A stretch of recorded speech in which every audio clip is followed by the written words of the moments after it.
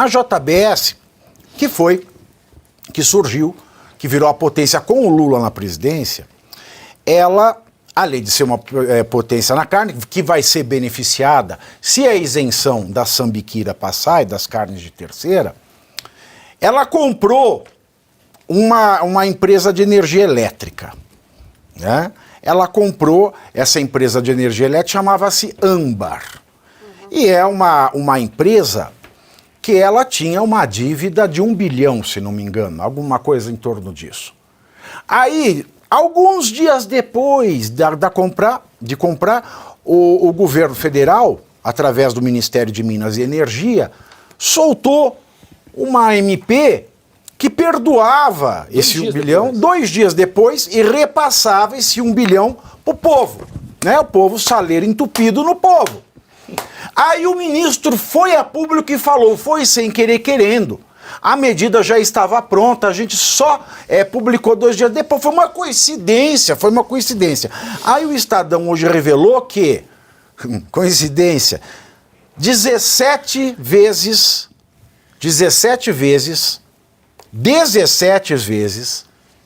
tá? Não foi uma, não foi duas, não foram 3. Foram 17 vezes em que os executivos do grupo JF, dos irmãos Wesley Batista, ou dos irmãos Wesley Safadão, 17 vezes eles foram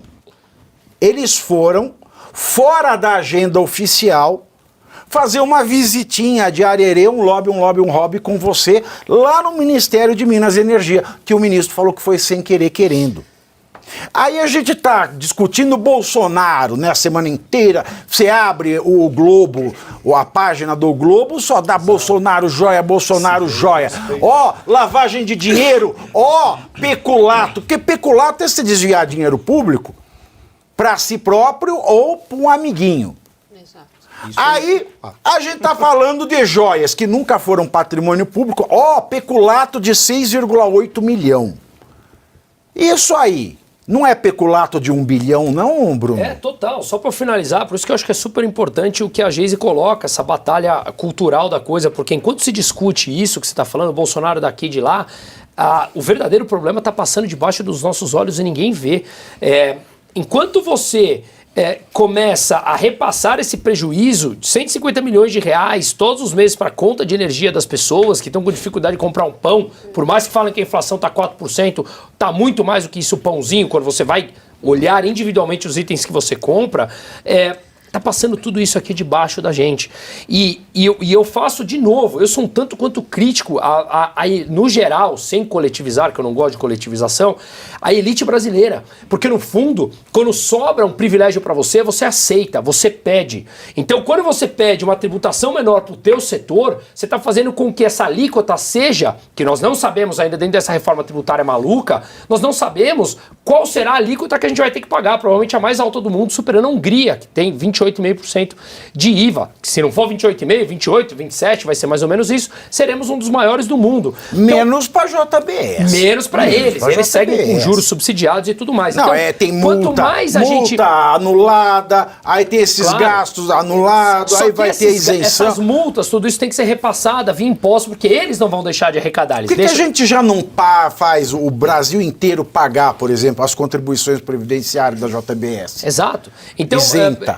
Por isso, porque precisa chegar na base da sociedade essa discussão. As pessoas entenderem que quando estão privilegiando um setor, o outro vai pagar por isso. Socialização do prejuízo como um todo. Quem nunca sai perdendo? O governo. Quando você tem, e eu já vou terminando aqui para não monopolizar, quando você tem um jogo ganha-ganha num mercado aberto privado, significa que o consumidor ganha e o empreendedor ganha. Né? Mas esse jogo não é ganha-ganha, esse jogo é troca-troca. Esse jogo é ganha-ganha. É troca-troca. No jogo político brasileiro, o ganha-ganha é entre esses empresários perdulários e a classe política. E quem perde é o povo brasileiro. Ou a gente acorda, ou vamos continuar sendo esses capachos desses políticos. Hashtag pelo fim do troca-troca. Gisele, por que nós não temos campeões nacionais afrodescendentes, campeões nacionais boicetas, campeões nacionais trans, né? Porque tem que ser 2 homens héteros, cisgênero, 2 homens cisgêneros heterossexuais e brancos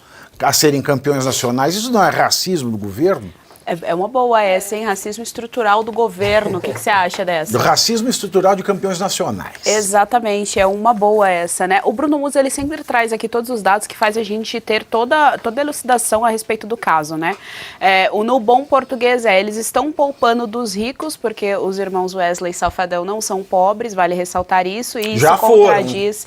Mas o Lula resolveu esse problema para ele. E isso contradiz a narrativa do governo de que a taxação é sempre em cima das grandes fortunas, dos que recebem mais, que pagam mais e tal, e coloca sempre para onerar na base dessa pirâmide aí financeira, que são os que estão em maior vulnerabilidade, que vão sofrer muito mais porque recebem muito menos. Quer dizer, a primeira coisa que a gente já vê aqui é a contradição do governo, né? A contradição de todo esse discurso esquerdista de que você deve taxar os que recebem mais a grande fortuna, porque, de acordo com a narrativa esquerdista, essas pessoas só têm mais dinheiro em detrimento da pobreza. A gente vê que não. Quem tem mais dinheiro em detrimento da pobreza é o governo petista. Essa que é a verdade, é o governo comunista. Esse sim, ele precisa tirar de lá para fazer com que isso funcione, com que a máquina dele, com que um plano de poder dele vá para frente. E aí a grande tristeza disso tudo é que tem uma boa parcela da população que não, e ainda está longe desse debate, né, ainda não teve acesso a esse debate sobre como as coisas funcionam, e elas acabam impulsionando um governo que diz que vai protegê-la e ajudá-la, e na verdade está ali passando a mão na bunda, sabe? Você passou e eu passei atrás ali a mão na sua bunda bem rapidinho. Na sambiquira. É na sambiquira. Eu tenho uma leve discordância aqui da Geise, porque ela falou, que é uma contradição, não é tudo que esse governo faz. Mas se a gente for analisar, Geise, olha só, se a gente for analisar, o governo Lula defende... Analisar, exatamente. Bem isso mesmo. Eu repito after me. Analisar. É assim que a gente faz no Brasil. Se nós formos analisar, né? Olha só, eles estão defendendo os interesses da minoria bilionária do nosso país. Exatamente. Né? Olha só. Brancos, héteros, com suas famílias tradicionais, família burguesa, que exatamente. Então, eles estão defendendo, sim, as minorias bilionárias do nosso país, não é? Mas, falando sério, o Suano, ele falou uma vez com relação à questão da regulamentação do lobby, não é, que ainda não é regulamentado, isso está parado no Congresso Nacional.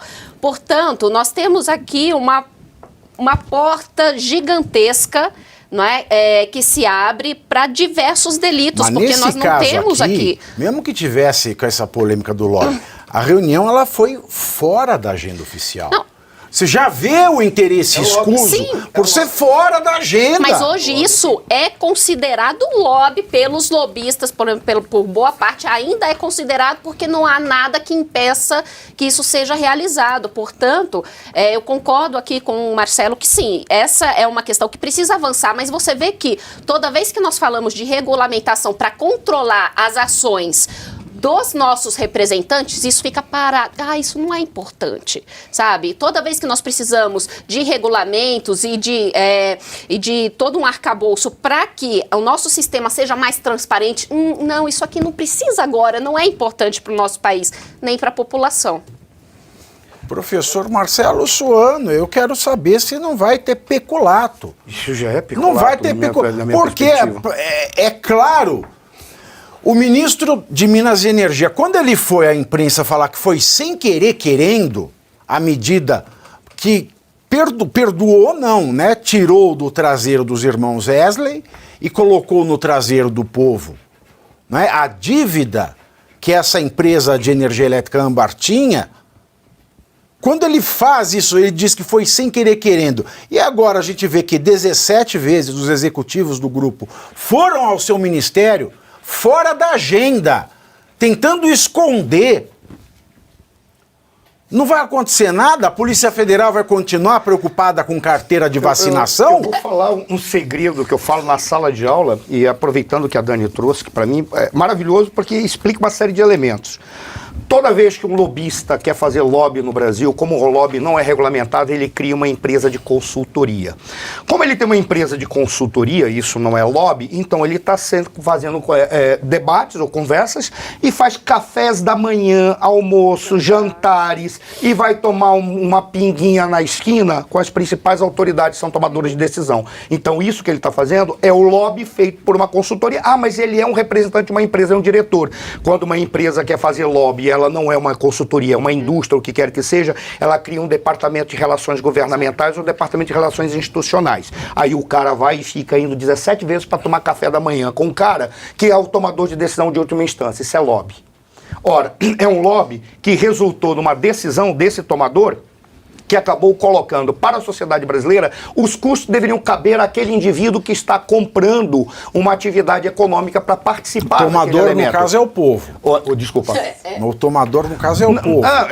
Quem tomador é o povo, porque se coloca no povo. Eu vou pegar um ponto que o Bruno trouxe, que para mim, sinceramente, é o fundamental. Qual é o grande problema desses indivíduos que são marxistas? Eu não chamo nem eles de comunistas, eles são fascistas, são piores, são tão ruins quanto os comunistas, mas eles agem como fascistas. Qual é o grande problema? É que nós não temos capitalismo no Brasil.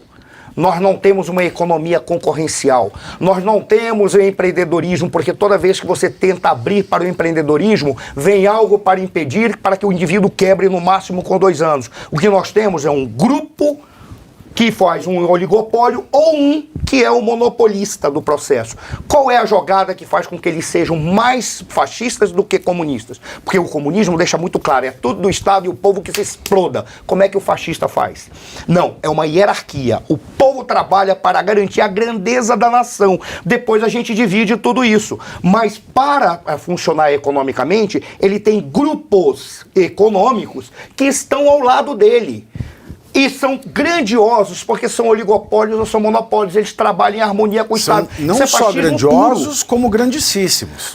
Agora, grandiosos isso e grandicíssimos. Fascismo puro. A maior pilantragem que eu vi é deles chamarem isso de campeões nacionais. Uma vez eu vi um pilantra, porque é muito fácil você falar que é campeão nacional, se você pegar qualquer pessoa na rua e falar assim, eu quero X% do que você ganhar, estou te dando as informações privilegiadas e estou abrindo campos para você explorar. Ele se torna um bilionário em 3 meses. Qualquer um. Porque ele não tem capacidade de fazer um plano de negócio, não tem capacidade de fazer um planejamento estratégico para entrar no mercado e concorrer na sociedade. Você vai pegar uma luta, você vai ter 2 lutadores, você segura um, o outro vai ganhar. Mas é exatamente isso, ele quer que apenas um ganhe. Qual é a grande pilantragem? Eu vi um cara comparando isso com a Coreia. Mas na Coreia você tem as chaebols. O que são chaebols? Chaebols são grandes grupos empresariais familiares que apostam na economia em vários setores. Por exemplo, a Samsung, que é esse telefone. Ela não é só telefone celular. Ela tem padaria, tem farmácia, tem remédio, tem tudo. Pela propaganda aí. Desculpa.